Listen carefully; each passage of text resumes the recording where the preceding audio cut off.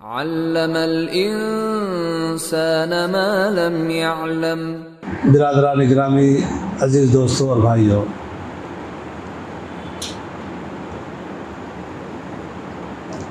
अल्लाह रब्बुल आलमीन का ये बेपाया हम पर एहसान और करम है कि अल्लाह रब्बुल आलमीन ने हमको उम्मत मुहम्मदिया में पैदा फरमाया। इस्लाम की दौलत से नवाजने के बाद ये वो नेमत है जो जितना भी हम इसका शुक्र अदा करें कम है। इसकी शुक्रगुजारी के सिलसिले में हम कोताही न बरतें, कसरत से हम अल्हम्दुलिल्लाह अल्हम्दुलिल्लाह के ज़रिए अल्लाह रब्बुल आलमीन का शुक्र बजा लाते रहें। भाइयों, आज के इस बैठक में जो मेरा मौजू है वो है नेक लोगों की रिफ़ाक़त अल्लाह रब्बुल आलमीन से मांगनी चाहिए।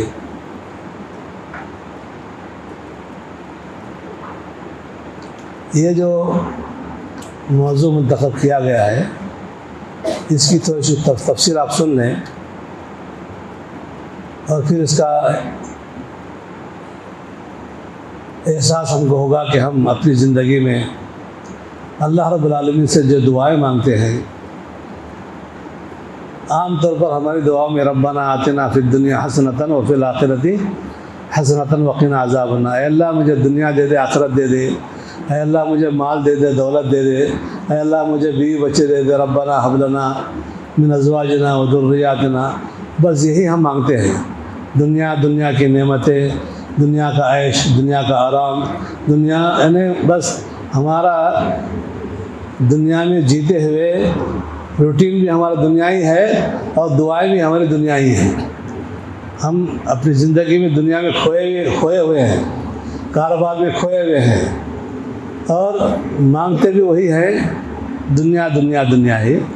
जबकि अक्लमंदों ने अल्लाह ताला ने जिनको अक़ल दी है, शऊर दिया है, उन्होंने अल्लाह से क्या क्या मांगा है और ख़ुसूसन अंबिया किराम अलैहिस्सलाम ने अल्लाह रब्बुल आलमीन से क्या क्या मांगा है। मैं थोड़ी सी आपके सामने उसकी नबियों के हवाले से झलक पेश करना चाहता हूँ कि नबी अल्लाह ताला से मांगता है तो बहुत दूर की मांगता है, बल्कि दुनिया में रहते हुए नबी जन्नत मांगता है। दुनिया में रहते हुए नबी जन्नत की नेमतें मांगता है। दुनिया में रहते हुए जन्नती नेक लोगों की रिफ़ाक़त मांगता है। ये जन्नतियों का भी अमल है और ये अक्लमंदों का भी अमल है। इस सिलसिले में हमारे अपने रोज़ाना के दौरानिए में हमारी दुआओं का हाल और पैगंबरों की दुआओं का हाल हम थोड़ा सा अपनी ज़िंदगी का जायज़ा लें, मुआज़ना करें कि हम कहाँ हैं, वो कहाँ थे। कुरान करीम की आयतों की रोशनी में देखिए कि अंबिया किराम ने अल्लाह ताला से क्या मांगा है। थोड़ा सा मैं आपको कुरान करीम के मुख्तलिफ़ पारों और सूरतों के दौरानिए से चंद हवाले पेश करना चाहता हूँ कि नबियों ने क्या मांगा है, नबियों की दुआओं का क्या अंदाज़ था।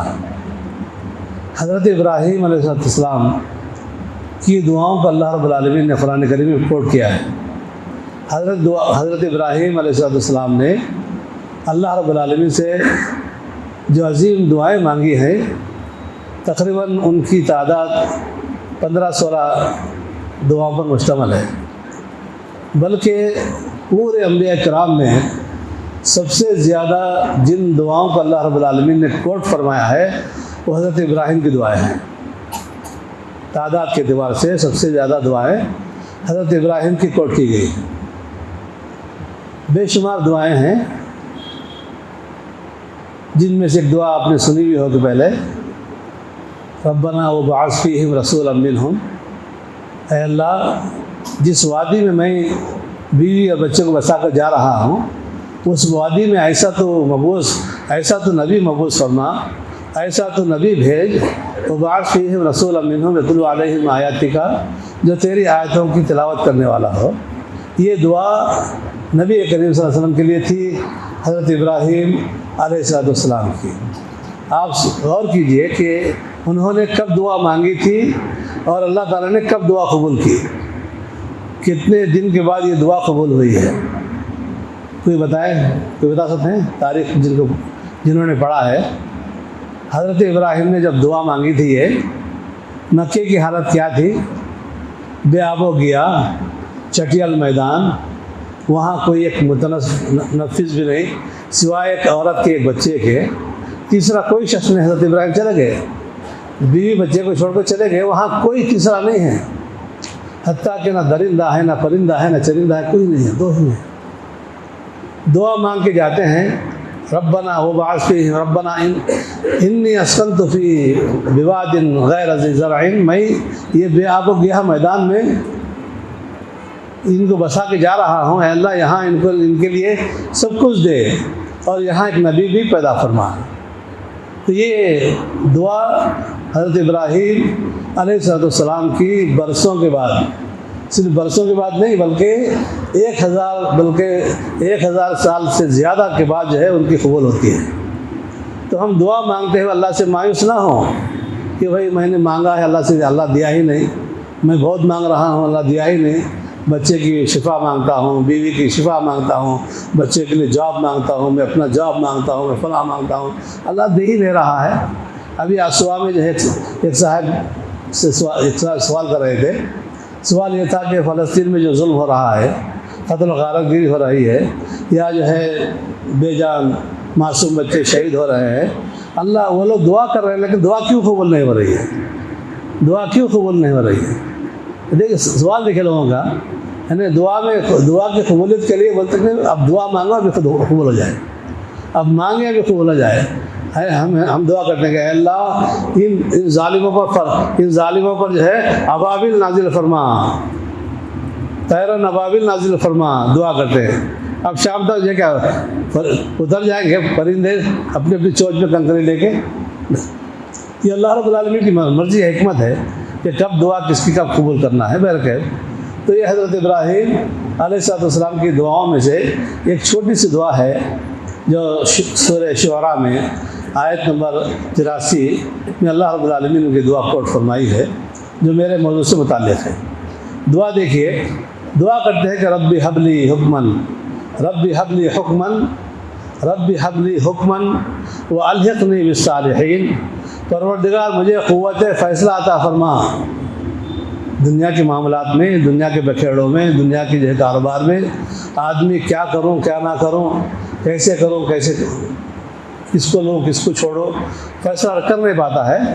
तो ये मांगना चाहिए, रब्बी हबली हुक्मन, अल्लाह मुझे क़ुव्वत फ़ैसला अता फरमा, मुझे फ़ैसला करने की ताकत और क़ुव्वत दे, सलाहियत दे, दिमाग दे, तू मेरी रहनुमाई फरमा क़ुव्वत फ़ैसला के लिए। ये दुआ मांगनी चाहिए, रब्बी हबली हुक्मन। इसके बाद वह अलहिक़नी बिस्सालिहीन, परवरदिगार मुझे सालिहीन में मिला दे, सालिहीन में मिला दे। अब दुआ कौन कर रहे हैं? हज़रत इब्राहीम अलैहिस्सलाम जो सैयदुल अंबिया के बाद जिनका मकाम जिनका मर्तबा इमाम तौहीद थे, बड़े उलुल अज़्म पैगम्बर, बल्कि जो है कई हज़ार नबियों के बाप, कई हज़ार नबियों के जो है वो असल, जिनकी ज़ुर्रियत में अल्लाह रब्बुल आलमीन ने हज़ारों नबी पैदा फरमाए, एक दो नहीं, 100-200 नहीं, 1000-2000 नहीं, बल्कि हज़ारों नबी पैदा फरमाए। उतना बड़ा इमाम दुआ मांग रहा है, वह अलहिक़नी बिस्सालिहीन, अल्लाह मुझे दुनिया के बाद जो ज़िंदगी देने वाला है आखिरत की, वहाँ आखिरत में मेरा शुमार नेक लोगों में फरमा, नेक लोगों के साथ मुझे मिला दे, नेक लोगों की रिफ़ाक़त अता फरमा। जन्नत तो मिलती है, जन्नत की नेमतें मिलती हैं, लेकिन जन्नत में रिफ़ाक़त अंबिया चाहिए, रिफ़ाक़त सालिहीन चाहिए, नेक लोगों की रिफ़ाक़त चाहिए। कि यहाँ एक नबी है, यहाँ एक नबी है, यहाँ है, मेरा भी वहाँ एक छोटा सा घर हो जन्नत में, ये मांगना चाहिए। नहीं, ये बस है, एक दरख्त मिल जाए जन्नत में काफ़ी है, जन्नत में कहीं भी सेट में जगह मिल जाए काफ़ी है, उतना ही काफ़ी है।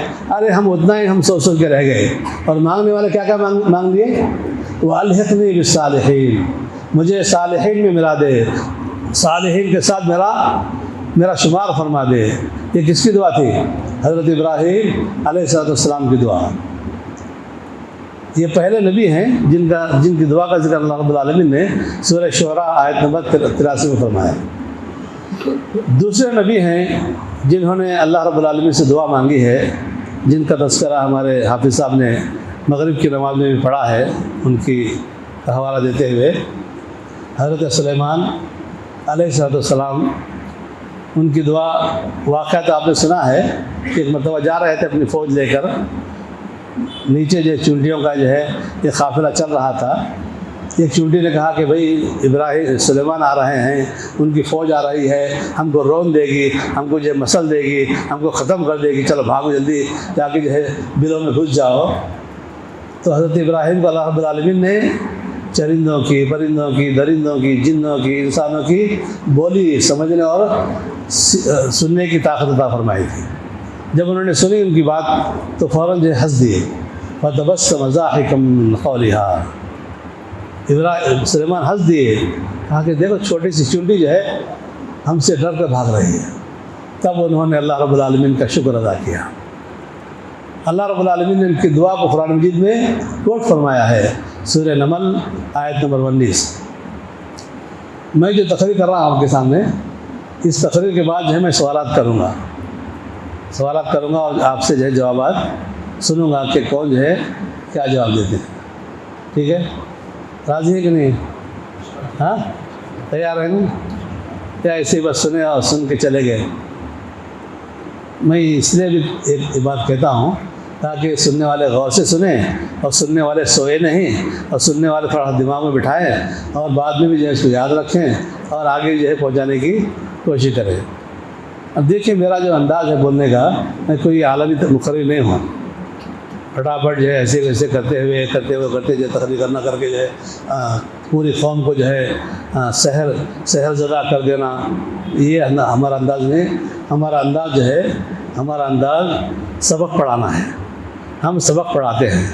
उस्ताद जब सबक पढ़ाता है ना तो क्या करता है, वो जो है दिमागों में बिठाता है, बात को दिमागों में उतारता है। तो मैं उतारना चाहता हूँ। तो हज़रत सुलेमान अलैहिस्सलाम ने दुआ फरमाई, रब्बी औज़िअनी अन अश्कुर निअमतक अल्लती अनअमत अलैया व अला वालिदैया।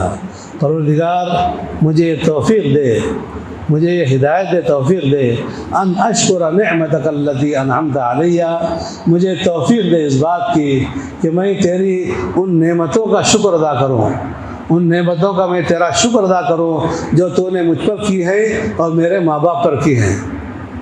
बेटा नबी, सुलेमान नबी के साथ साथ बादशाह है वक्त, और बाप नबी के साथ साथ वक्त के बादशाह। यानी ये तारीख़ में ये दो ऐसे नबी हैं जिनको अल्लाह रब्बुल आलमीन ने बादशाह से नवाजा। तीसरे नबी कौन थे बताया आपको? जिनको अल्लाह ताला ने दुनिया की खिलाफत अता फरमाई है, दुनिया की बादशाह नसीब फरमाई। कौन है बोलिए? यूसुफ अलैहिस्सलाम। चौथे नबी कौन है? दिमाग लड़ाते बैठिए, दिमाग। हाँ, माशाअल्लाह, नबी करीम सल्लल्लाहु अलैहि वसल्लम है ना। तो हज़रत सुलेमान कहते हैं कि अन अश्कुर निअमतक अल्लती अनअमत अलैया, मुझे तौफ़ीक़ दे कि मैं उन नेमतों का शुक्र अदा करूँ जो तूने मुझ पर और मेरे माँ बाप पर नाजिल फरमाई हैं, अता फरमाई हैं। व अन अअमल सालिहन तर्दा, ऐ अल्लाह मुझे इस बात की भी तौफ़ीक़ दे कि मैं ऐसे आमाल करूँ, ऐसे नेक आमाल करूँ जो तुझे राज़ी करने वाले हैं। नबियों की दुआएं, नबी के अल्फाज देखिए, नबी अल्लाह ताला से क्या मांगता है?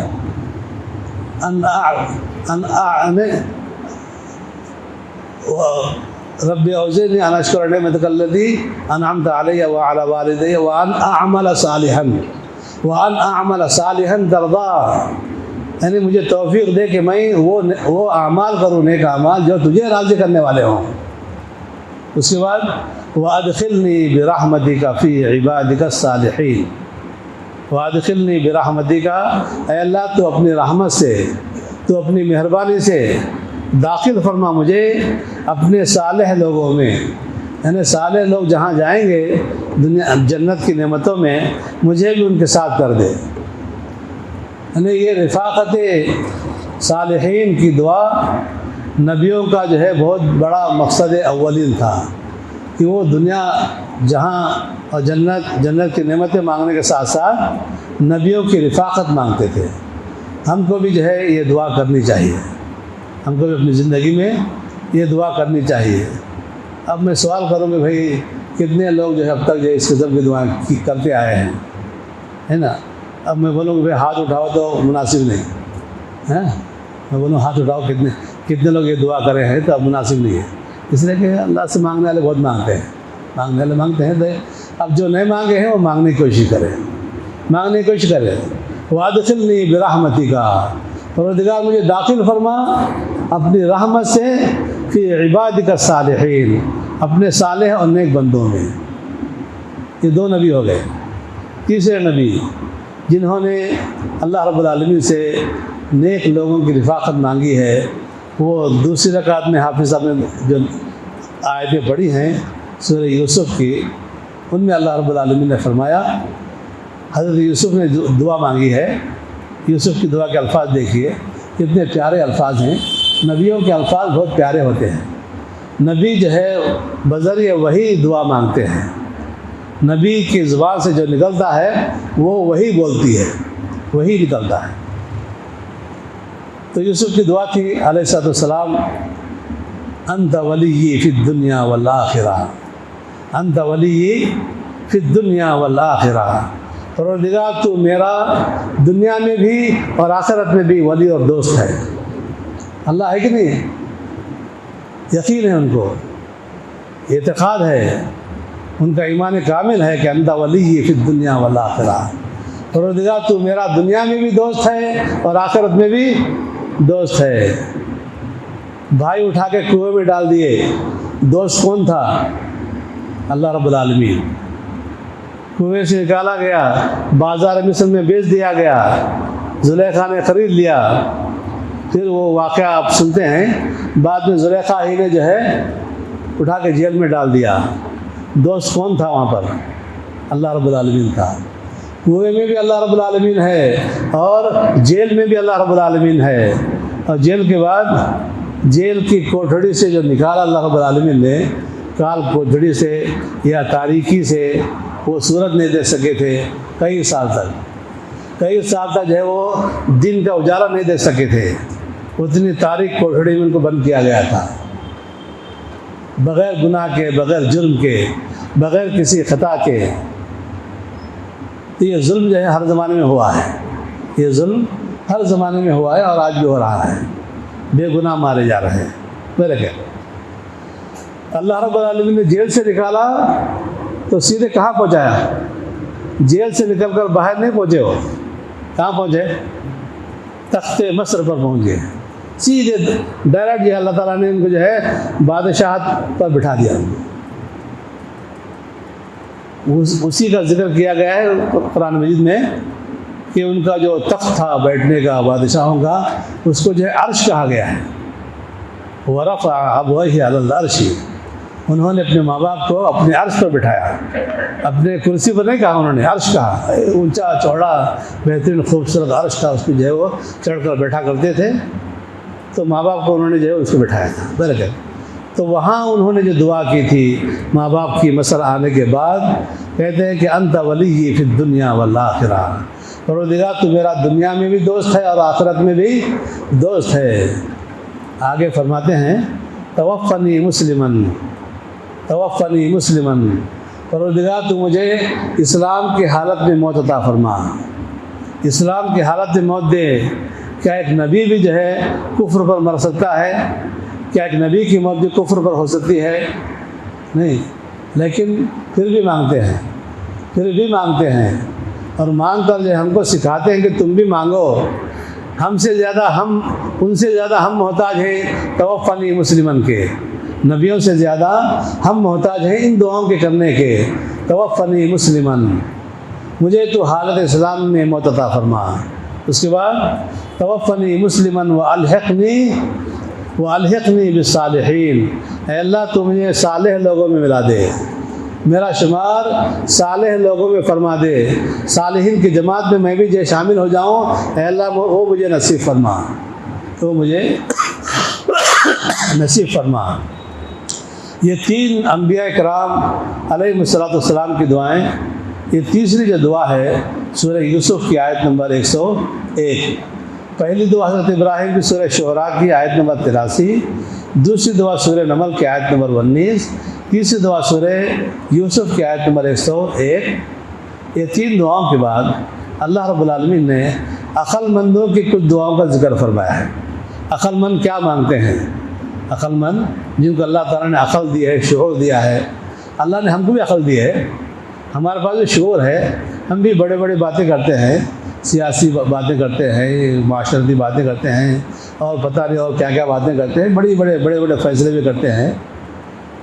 कुरान मजीद में अल्लाह रब्बुल आलमीन ने अक्लमंदों ने क्या मांगा है, क्या हमने इन दुआओं पर गौर किया है? कभी याद भी किया होगा, आपने इन दुआओं को पढ़ा भी होगा, लेकिन दुआओं के अल्फाज को, दुआओं के नुकात को हम जो है उस पर जो है हमारी निगाह होनी चाहिए।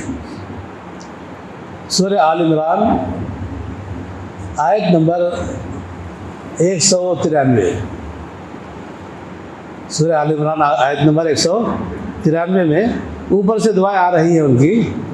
ऊपर का थोड़ा सा नक्शा समझ जाइए आप लोग। इन्न फी खल्क़िस समावाति वल अर्द वख्तिलाफ़िल लैलि वन नहार लआयातिन लिउलिल अलबाब, बेशक इन्न फी खल्क़िस समावाति वल अर्द, बेशक आसमानों की और ज़मीन की पैदाइश में, रात और दिन के आने जाने में, रात आ रही है, दिन जा रहा है, दिन आ रहा है, रात जा रही है। ये जो रात दिन जो बदलते हैं, ये जो आसमानों को ठहरा किया गया है, ज़मीन जो बिछाई गई है, लआयातिन लिउलिल अलबाब, इनमें अक्लमंदों के लिए निशानियाँ हैं। अक्लमंदों के लिए निशानियाँ हैं। अक्लमंद जो है इस कायनात की तख्लीक़ पर गौर करते हैं, आसमान पर गौर करते हैं, ज़मीन पर गौर करते हैं, रात का आना कैसे होता है, दिन का जाना कैसे होता है, दिन का आना कैसे होता है, रात का जाना कैसे होता है, इस पर गौर करते हैं। इसीलिए मुहद्दिसीन ने इस आयत पर एक नुक्ता ये निकाला है कि इस कायनात की तख्लीक़ पर गौर करना भी, गौर करते हुए बैठना भी, गौर करते हुए तबादुल ख्याल करना भी इबादत है। जैसे नमाज़ पढ़ना इबादत है, रोज़ा रखना इबादत है, तख्लीक़ कायनात पर गौर करना भी, गौर करने के लिए टाइम लगाना भी इबादत है।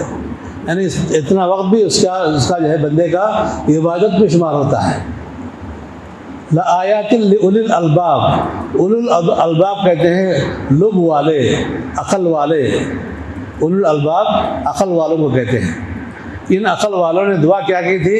रब्बना मा खलक़्त हाज़ा बातिला, परवरदिगार तूने चाँद को, सूरज को, सितारों को, आसमान को, ज़मीन को ऐसे तो बेकार पैदा नहीं किया है, बातिल पैदा नहीं किया है। अब लंबी दुआएं हैं। उन लंबी दुआओं में आगे जो है दुआ है उनकी, रब्बना इन्नना समिअना मुनादियन युनादी लिल ईमान अन आमिनू बिरब्बिकुम फ़आमन्ना।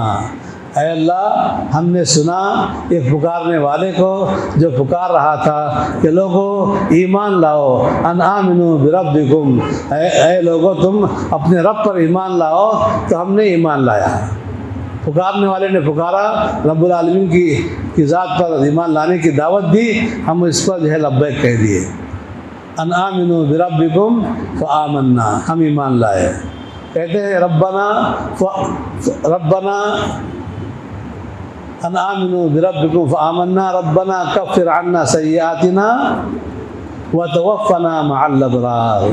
परवरदिगार, हम तुझ पर ईमान लाए, अब ईमान के बदले में हमारे गुनाहों को माफ़ फरमा, हमें बख्श दे, हमको माफ़ फरमा। और व तवफ़्फ़ना मअल अबरार, और हमको अबरार के साथ हमारा शुमार फरमा दे। नेक लोगों के साथ हमारा शुमार कर दे। सालिहीन भी नेक लोग हैं और अबरार भी नेक लोग हैं। तो नेक लोगों के साथ शुमार करने की या शामिल होने की दुआ, ये अक्लमंदों की दुआ को अल्लाह रब्बुल आलमीन ने अपने कलाम मजीद में कोट फरमाया है।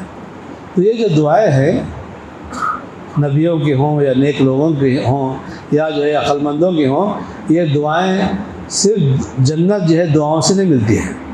जन्नत सिर्फ दुआओं से नहीं मिलती है, दुआएं कबूल होती है, रब्बुल आलमीन तौफीक देता है, ये अपनी जगह है। लेकिन इंसान बहैसियत मुसलमान अमल करना चाहिए, बहैसियत मुसलमान हमको अमल करना चाहिए। इसी सिलसिले में अमल के लिए मैं आपको जो है आपके सामने 2 मिसालें देकर अपनी बात को ख़त्म करता हूँ। मिसालें जो है बहुत काबिल गौर है कि रब्बुल आलमीन ने हमको अमल की जो दावत दी है, उस दावत में अल्लाह ताला ने क्या फरमाया है। सूरह कहफ आयत नंबर 28, सूरह कहफ आयत नंबर 28, अल्लाह रब्बुल आलमीन अपने नबी जनाब मोहम्मद रसूलुल्लाह सल्लल्लाहु अलैहि वसल्लम को हुक्म दे रहा है, हुक्म देता है कि वस्बिर नफ्सका मअल्लज़ीना यदऊना रब्बहुम बिलगदाति वल अशी। ऐ नबी, अपने आप को सब्र करके, अपने नफ्स को गिरफ्त में लेकर, अपने नफ्स को सब्र पर पकड़ करके आप जो है उन लोगों के साथ बैठो, उन लोगों के साथ रहो जो सुबह शाम अल्लाह को पुकारते हैं।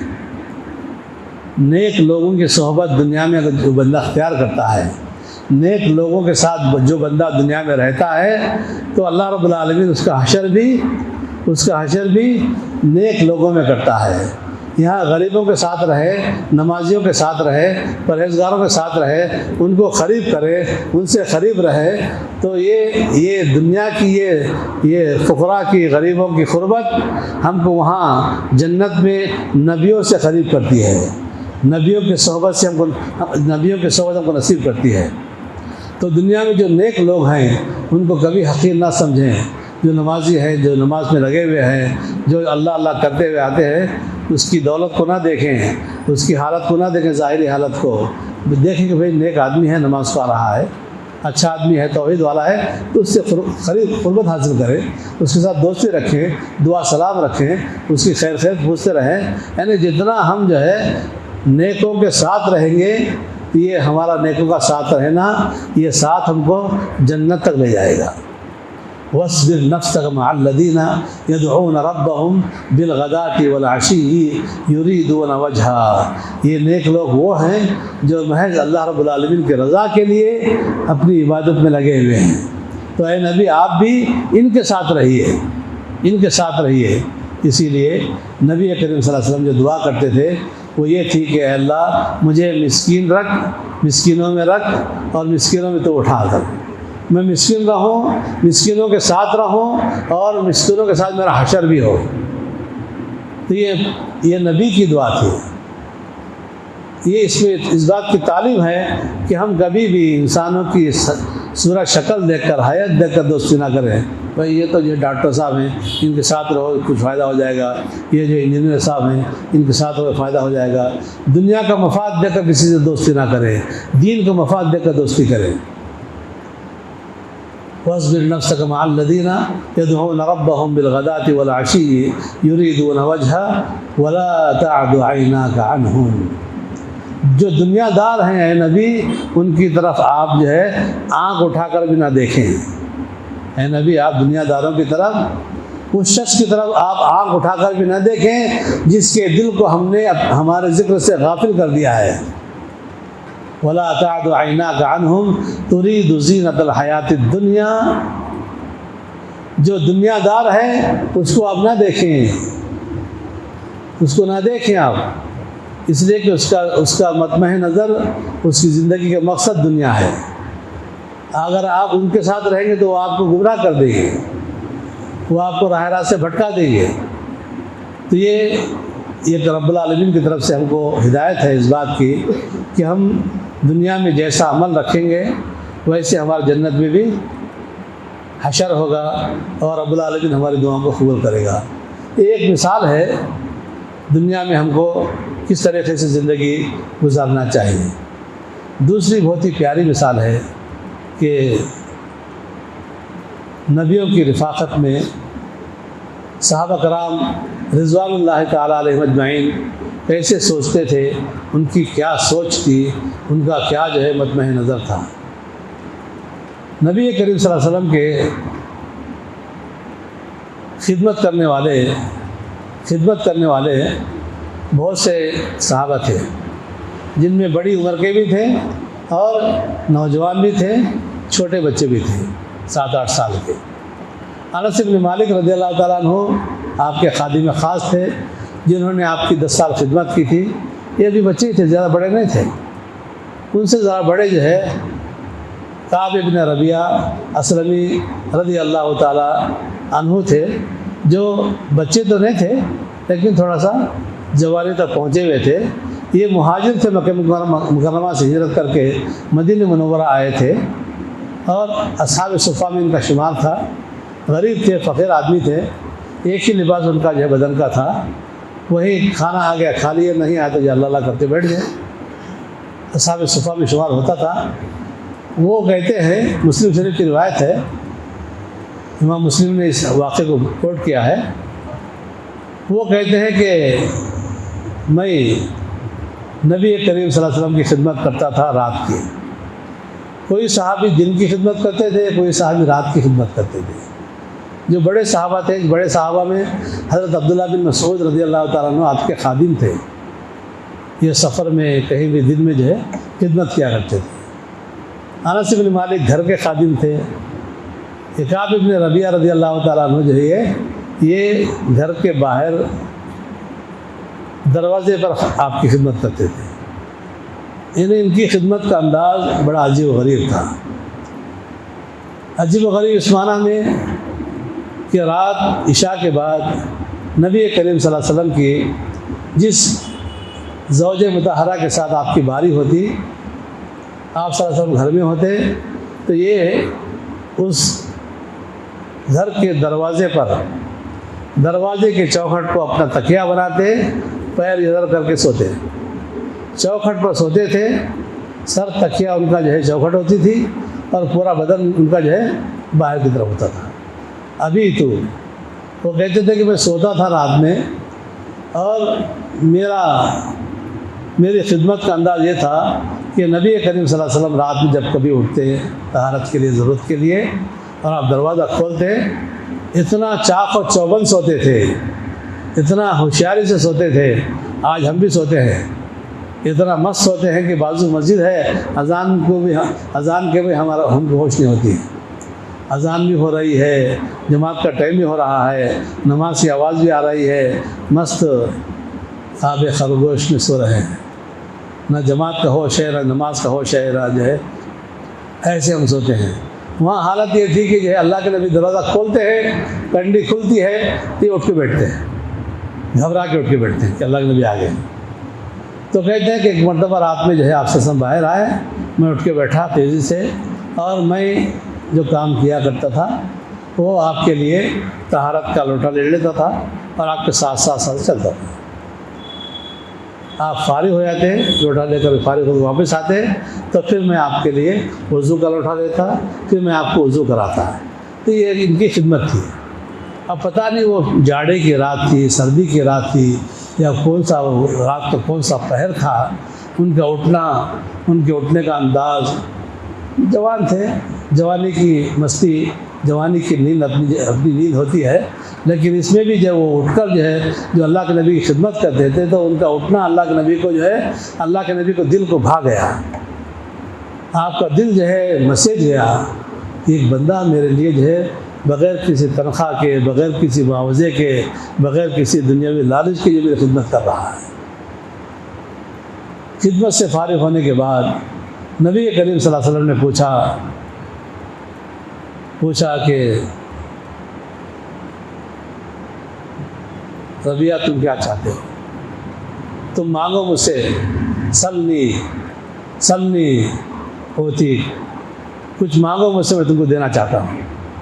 नबी करीम सल्लल्लाहु अलैहि वसल्लम का क्या मंशा था कि गरीब आदमी है, कुछ कपड़े मांगेगा, कुछ पैसा मांगेगा, जवान है तो शादी वादी का जो है कुछ जो है कि तमन्ना करेगा, तस्करा करेगा कि शादी करा दो, मेरा भी घर बस जाएगा। ये आपके जहन में बात थी। कहा कि सब नहीं, मांगो तुम क्या मांगते हो। अब देखें वो दीवाने कैसे थे, उनको हर बात की ज़रूरत थी, उनको खाने की ज़रूरत थी, पहनने की ज़रूरत थी, घरदार नहीं था, जवान थे, बीवी की ज़रूरत थी। क्या मांगते हैं? उन्होंने क्या मांगा देखिए। मांगने पर जो अश कीजिए, मांगने पर जो रश कीजिए। मांगते हैं तो कहते हैं असअलुका मुराफ़क़तका फ़िल जन्ना, असअलुका मुराफ़क़तका फ़िल जन्ना। ऐ अल्लाह के नबी, मैं जन्नत में आपकी रिफ़ाक़त चाहता हूँ, मैं जन्नत में आपका साथ चाहता हूँ। देखिए क्या मांगते हैं नबी, नबी से क्या मांगते हैं। आप कैसे दीवाने लोग थे। मुराफ़क़तका फ़िल जन्ना, जन्नत में आपकी रिफ़ाक़त चाहता हूँ। आप सरसम थोड़ी देर के लिए जो है थोड़ा सा ठहर गए। आप कहा कि रबिया तुम जो है ये क्या मांग रहे हो, कुछ दुनिया मांगो, दुनिया की कोई है तुम्हारी ख्वाहिश मांगो। अब वगैरह ज़ालिका, क्या इसके अलावा भी कुछ और तुमको मांगना है? क्या इसके अलावा भी तुमको और मांगना है? नबी का मंशा यह था कि कुछ मांगे दुनिया की चीज़ें, ताकि मैं जो है उसको नवाजूँ, मेरी खिदमत का बदला दूँ। तो दोबारा फिर जो है, अब एक बात तो मांग लिए थे मुराफ़क़त जन्नत की, वो काफ़ी था। अब मांग सकते थे, दूसरा मौका था मांगने का। अल्लाह कुछ दुनिया में भी, अल्लाह के नबी कुछ दुनिया में भी मेरा घर बार का इंतज़ाम फरमा दीजिए, मांग सकते थे। दूसरा चांस था उनको मांगने का। पहला चांस तो उन्होंने दे दिया था, दूसरा चांस था मांगने का। नबी ने पूछा कि तुम्हारा कोई और दूसरा मकसद है? तो कहते हैं कि हुआ अदा का, हुआ अदा का। अल्लाह के नबी मुझे वही काफ़ी है, मुझे उतना ही काफ़ी है, मुझे दुनिया नहीं चाहिए, दुनिया की नेमतें नहीं चाहिए, मुझे वही चाहिए, हुआ अदा। तब आपने क्या फरमाया? फरमाया कि फ़अइन्नी अला नफ्सिका बिकसरति सुजूद। अगर तू मेरी रिफ़ाक़त चाहता है जन्नत में, मेरे साथ रहना चाहता है जन्नत में, तो तू दुनिया में जो है, दुनिया में कसरत से नवाफिल पढ़ के, कसरत से नफिल नमाज़ें पढ़कर, कसरत से सजदे कर कर तू मेरी मदद कर। नबी कहते हैं कि तू मेरी मदद कर कसरत नवाफिल के साथ, कसरत सजदों के साथ, ताकि मैं अल्लाह रब्बुल आलमीन से तेरे लिए अपनी रिफ़ाक़त मांगूँ। मेरे हाथ में जन्नत नहीं है, मेरी मदद कर ताकि मैं उनकी उसकी बुनियाद पर रब्बुल आलमीन से तेरे लिए अपनी रिफ़ाक़त जो है मांगूँ। तो ये थे दीवाने लोग, ये थे दुनियादार नहीं, बल्कि ये थे आखिरत वाले लोग, जो नबियों से मांगते थे, जो अपने बड़ों से मांगते थे तो अपनी आखिरत की फ़िक्र करते थे, अपनी आखिरत की फ़िक्र करते थे। तो ये दुनिया में हम जिस अंदाज से ज़िंदगी गुजारेंगे, उसी अंदाज से हमारा आखिरत में हशर भी होगा। तो ये वाक़या हमको दावत देता है कि हम जो है कसरत नवाफिल का अहतमाम करें। फ़र्ज़ पढ़ लेते हैं, बल्कि सुनन मौक़िदा भी पढ़ते हैं। पढ़ते कि नहीं पढ़ते हैं? सुनन मौक़िदा दिन भर में कितनी रकातें हैं? हाँ, 12 रकातें हैं। हाँ, इसको तो पढ़ना ही पढ़ना है।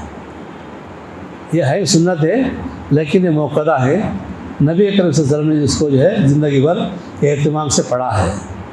ख़ास तौर पर फजर की और वितर की नमाज तो आपने सफ़र में भी नहीं छोड़ी है। सुनन मौक़िदा पढ़ लेते हैं। सुनन गैर मौक़िदा कितने हैं? सुनन मौक़िदा 12 हैं, गैर मौक़िदा कितने हैं बताइए? सुनन गैर मौक़िदा नहीं, सुनन गैर मौक़िदा जो है 10 हैं। कितनी है भाई? वो भी सुन्नतें हैं, ये भी सुन्नतें हैं, उनका भी सवाब है, इनका भी सवाब है। लेकिन सुन्नतें, सुनन मौक़िदा को हम पढ़ लेते हैं, सुनन गैर मौक़िदा को हम गोल कर देते हैं। गोल इस माना में कि भाई पढ़े तो सवाब मिलेगा, नहीं पढ़े तो अल्लाह पकड़ेगा ना, पकड़ेगा नहीं हमको, चलो छोड़ के छोड़ो। याद रखें, सुन्नतें सुन्नतें हैं। ये सुन्नतें जो है नफिल का दर्जा रखती है, और ये नफिल हमको जो है क़यामत के दिन क़यामत के दिन का सबसे बड़ा बेनिफिट है, सबसे बड़ा सौदा है नवाफिल। नवाफिल सबसे बड़ा फ़ायदा है इस माना में कि फ़र्ज़ों की कमी अल्लाह रब्बुल आलमीन नवाफिल से करता है। फ़र्ज़ों की कमी अल्लाह ताला नवाफिल से करता है। जितनी हमारे नाम आमाल में नफिल होंगे उतने हमको जो है उतना ही हमारा फ़ायदा होगा क़यामत के दिन। नफिलों से हमारे फ़र्ज़ जो है भर्ती किए जाते हैं। तो सुन्नत मौक़िदा के साथ साथ हमको सुनन गैर मौक़िदा भी पढ़ना चाहिए। सुनन गैर मौक़िदा 10 हैं। हाँ, याद रख लें थोड़ा सा। अब चूँकि मेरा मौज़ू ख़त्म हो गया है, मैं अपनी बात जो है थोड़ा सा तरबियत के तौर पर बयान कर रहा हूँ। सुनन गैर मौक़िदा 10 है। ज़ोहर की सुनन मौक़िदा कौन कौन से हैं? फजर से पहले 2 मौक़िदा, ज़ोहर से पहले 4, ज़ोहर के बाद 2 और मगरिब के बाद 2, इशा के बाद 2। कितने हो गए? ये 12 जो है सुन्नत मौक़िदा हैं। सुनन गैर मौक़िदा 10 हैं। ज़ोहर के बाद 2, ज़ोहर के बाद 2 कौन से? सुनन मौक़िदा के अलावा 2। सुनन मौक़िदा 2 हैं, सुनन गैर मौक़िदा 2 हैं। सुनन गैर मौक़िदा 2 हैं। अब इसको हम हल्का समझकर जो है ना छोड़ दें। ये सुनन गैर मौक़िदा जो 2 रकात हैं, इनको हम जो है इजी मत लें इसको। ये 2 रकातें हमारे लिए जहन्नम से आड़ बनती हैं, जहन्नम से नजात दिलाती हैं। सही हदीस है। नबी करीम सल्लल्लाहु फरमाते हैं कि जो बंदा ज़ोहर की फ़र्ज़ नमाज के बाद 4 रकात सुन्नत पढ़ेगा, 2 रकात सुन्नत मौक़िदा, 2 रकात सुन्नत गैर मौक़िदा, अल्लाह ताला उसके लिए जहन्नम को हराम कर देता है, जहन्नम को हराम करता है। तो ये फजीलत थोड़ी है, ये फजीलत थोड़ी नहीं है। इसलिए हमने देखा है अरबों को कि ज़ोहर के बाद वो 4 रकात ही पढ़ते हैं, 4 रकात ही पढ़ते हैं। शेख बिन बाज़ रहमतुल्लाह अलैह के बारे में तो जो किताबों में लिखा भी हुआ है कि वो ज़िंदगी भर जो है कभी मिस नहीं किए 4 रकात सुन्नत मौक़िदा के साथ सुन्नत गैर मौक़िदा कभी मिस नहीं किए। इतना एहतमाम करते हैं। नाबिना थे लेकिन जो है नमाज की बड़ी यही थी। उनकी जो है तकबीर तहरीमा कभी छूटी नहीं है। नाबिना होने के बावजूद भी तकबीर तहरीमा कभी छूटी नहीं उनकी, इतने नमाज़ों के पाबंद हैं। तो ज़ोहर के बाद 2 रकात सुन्नत गैर मौक़िदा और असर के बाद असर से पहले कोई सुन्नत मौक़िदा नहीं है। असर से पहले कोई सुन्नत मौक़िदा नहीं है। असर से पहले 4 रकात सुन्नत गैर मौक़िदा, असर से पहले 4 रकात सुन्नत गैर मौक़िदा। और ये 4 रकात भी जो है कोई हल्के फुल्के नहीं हैं, कोई आम सुन्नतें नहीं हैं। इनके बारे में नबी करीम सल्लल्लाहु अलैहि वसल्लम फरमाया कि अल्लाह ताला रहम फरमाए उस बंदे पर, अल्लाह ताला की रहमतें हों उस बंदे पर जो असर से पहले 4 रकात पढ़ता है। चूँकि असर के बाद कोई सुन्नत नहीं है, मगरिब तक ना कोई सुन्नत है ना कोई नफिल है। तो असर से पहले 4 रकात सुन्नत गैर मौक़िदा सुन्नत गैर मौक़िदा वो सुन्नत है जिसके लिए नबी करीम सल्लल्लाहु अलैहि वसल्लम ने बंदे के लिए रहमत की दुआ की है। अल्लाह ताला रहम फरमाए या अल्लाह ताला रहमत फरमाता है, रहम फरमाता है उस बंदे पर जो असर से पहले 4 रकात पढ़ता है। तो ये इसकी फजीलत है। कितने हो गए? 6 हो गए। मगरिब से पहले कोई सुन्नत मौक़िदा नहीं है, मगरिब से पहले सुन्नत मौक़िदा नहीं है। लेकिन मगरिब से पहले की सुन्नत के सिलसिले में नबी करीम सल्लल्लाहु अलैहि वसल्लम का हुक्म है, सल्लु रकातैन क़ब्ल अल-मग़रिब, सल्लु रकातैन क़ब्ल अल-मग़रिब, सल्लु रकातैन क़ब्ल अल-मग़रिब। नबी करीम सल्लल्लाहु अलैहि वसल्लम ने, बुखारी की रिवायत है कि लोगों मगरिब से पहले 2 रकात पढ़ो, मगरिब से पहले 2 रकात पढ़ो, मगरिब से पहले 2 रकात पढ़ो। ये 3 मरतबा आपने ताकीद की है मगरिब से पहले 2 रकात पढ़ने की। अगर आप इतना ही कह देते और इस पर खामोश रह जाते तो ये 2 रकात भी सुन्नत मौक़िदा हो जाती, ये 2 रकात भी सुन्नत मौक़िदा हो जाती। लेकिन आप सल्लल्लाहु अलैहि वसल्लम ने उम्मत पर मेहरबानी करते हुए तीसरी बार कहा, सल्लु रकातैन क़ब्ल अल-मग़रिब लिमन शाअ, जो चाहे पढ़े जो चाहे ना पढ़े, यानी जिसका दिल चाहे वो मगरिब से पहले 2 रकात पढ़े। 3 बार आपने फरमाया। तो ये 3 बार को हम जो है टारगेट करें, 3 बार को हम जो है जहन में रखें और लिमन शाह को छोड़ दें। लिमन शाह नबी ने बढ़ा दिया है, हम नबी के लिमन शाह को छोड़ दें, पढ़ने की कोशिश करें, पढ़ने की कोशिश करें। इसलिए कि ये 2 रकातें आपको जो है क़यामत के दिन फ़र्ज़ों में मिला मिला के आपका जो है आपकी फ़र्ज़ की कमी को पूरा कर देंगे। कितने हो गए? हाँ 8 हो गए। कितने बाकी हैं अभी? अभी 8 बाकी है ना, 2 बाकी है, 8 में। चलो, इशा की नमाज से पहले 2 रकात। इशा की नमाज से पहले कोई मौक़िदा नहीं है, कोई सुन्नत मौक़िदा नहीं है, तो इशा की नमाज से पहले 2 रकात सुन्नत मौक़िदा पढ़ना चाहिए। उसका तरीक़ा यह है कि आप इशा के अज़ान के बाद मस्जिद में आ गए तो आप जो है तहियतुल मस्जिद पढ़ते हैं, तहियतुल मस्जिद पढ़ते हैं, तो यही तहियतुल मस्जिद आपकी जो है सुन्नत गैर मौक़िदा हो गई। यही तहियतुल मस्जिद आपकी सुन्नत गैर मौक़िदा हो गई। इसकी फजीलत ये है कि जो बंदा मगरिब की अज़ान, किसी भी नमाज की अज़ान के बाद, किसी भी नमाज के अज़ान के बाद 2 रकात या 4 रकात सुन्नत पढ़ेगा, पढ़कर जो है फिर दुआ करेगा।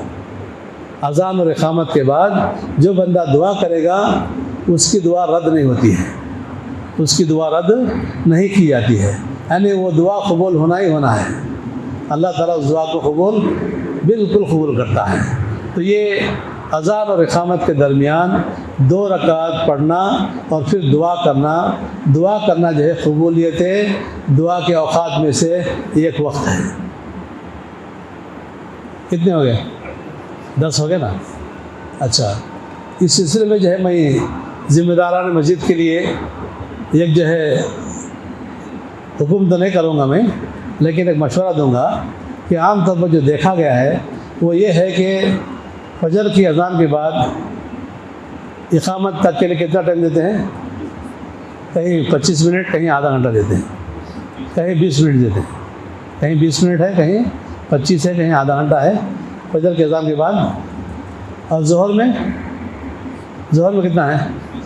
20 मिनट। असर में 20 मिनट। इशा में 20 मिनट। मगरिब में 8 मिनट। यहाँ देते हैं, यहाँ पर यहाँ दे रहे हैं, ऐलान है बाकायदा। 8 मिनट सही है, 8 मिनट जो है सही। सऊदी अरब में जो है मगरिब की अज़ान के बाद पक्की 10 मिनट, बाकायदा गवर्नमेंट का ऐलान है, पक्के 10 मिनट। अगर पीर और जुमरात हो या अय्यामी 20 के दिन हो, 13, 14, 15 चाँद की तारीख के, तो उसमें जो है 12-13 मिनट देते हैं, 12-13 मिनट।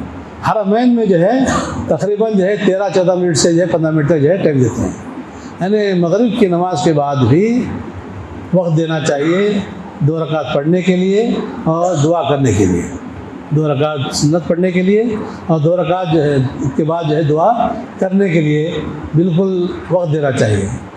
क्योंकि हम देखें अपने मकाम पर करनूल में, वहाँ जो है अभी 2 रकात पढ़े भी नहीं है, सलाम फेरे भी नहीं है, लोग खड़े हो जाते हैं, पूरी जमात खड़ी होती है।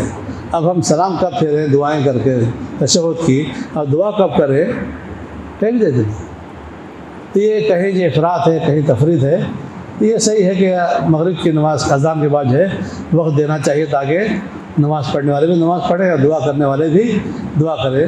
अल्लाह से दुआ कि अल्लाह ताला मुझे और आपको जो हमने कहा है, सुना है, अमल करने की तौफ़ीक़ अता फ़रमाए।